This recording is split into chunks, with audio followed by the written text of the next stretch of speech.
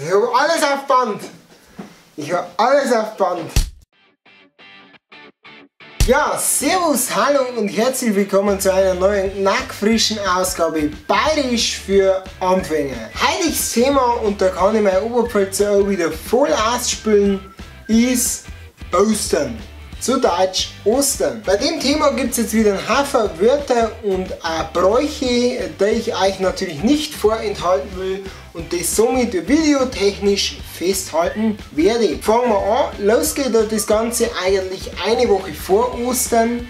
Da ist am Sonntag vor Ostern quasi der Palmsonntag, der Palmsonntag. Da gibt es ja gleich so eine kleine Tradition, und zwar: wer am Palmsonntag in einer Familie als letztes aufsteht, in der Regel bin das ich, weil ein Sonntag noch am Samstag kommt und am Samstag ist meistens der Kollege da zum Getränkeunfall. Auf jeden Fall ist der letzte in einer Familie, der da aufsteht, der Palmesel, also der Palmesel. Was das jetzt genau für historische Bedeutung hat, habe ich echt nicht rausgefunden. Wenn das irgendwer von euch weiß, schreibt es in die Kommentare, da würde mich selber mal interessieren.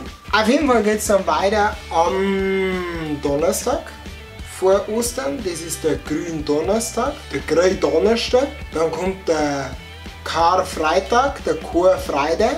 Das ist ein strenger Fastentag, das ist kein Fleisch, keine Süßigkeiten, wobei das jetzt alles wieder glaubensabhängig ist. Dann kommt der Kar-Samstag, der Kar-Samstag, das ist eigentlich auch nur so ein wenig Fastentag. Und jetzt kommt ganz wer anders. Jetzt kommt nämlich der echte Pfarrer und der kennt sich aus, der hat nämlich überhaupt keine Ahnung mehr. Wo wollen wir jetzt sein? Der hat mich jetzt voll aus dem Konzept gebracht. Zwischen Kar-Samstag und Ostersonntag ist die Osternacht. In der Osternacht wird das Osterfeuer vor der Kirche entzündet, daran auch die Osterkerze, und dieses Feuer wird eigentlich dann in der Kirche das ganze Jahr erhalten, in der Kerzen vorne, bis zum nächsten Jahr halt dann. Und dann kommt der Ostersonntag, der Ostersonntag. Am Ostersonntag geht man quasi mal in die Kirche, das sagt man öfter dann. Auf jeden Fall ist in der Kirche die Speisenweihe. Bei der Speisenweihe werden Speisen geweiht, weil ja da Ostern ist. Im Normalfall sind das Brot, also im Normalfall bei uns ist das Brot, ein Greicherz, also Räucherschinken, gekochte Eier und Salz.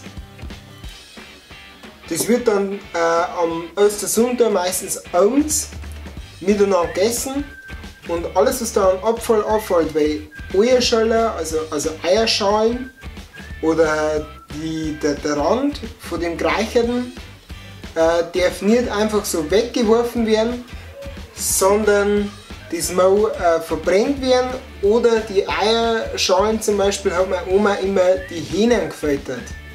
Also was sind Hähnen? Ja, Hühner, ja, blöd. Dass das halt nicht einfach so weggeschmissen wird, so achtlos. Ja, und dann war das bei uns eigentlich immer so, dass so ein bisschen die Kinder haben halt da ihr Osternest gesagt, da ist ein wenig so Schokolade und so ein Ramschzeug drin. Ja, und dann Ostersonntag ist eigentlich nur noch der Ostermontag, der Ostermontag. Das gehört sich halt dann noch dazu, das ist so, klingt dann so aus, und dann ist Ostern eigentlich auch schon wieder vorbei. Ich hoffe, ihr findet euer Osternestler. Wir sehen uns beim nächsten Mal, wenn es wieder heißt Bayerisch für Anfänger oder bei irgendeinem anderen Schmarrn. Ihr denkt selber dran, seid freundlich, habert Ehre, Servus, bis zum nächsten Mal.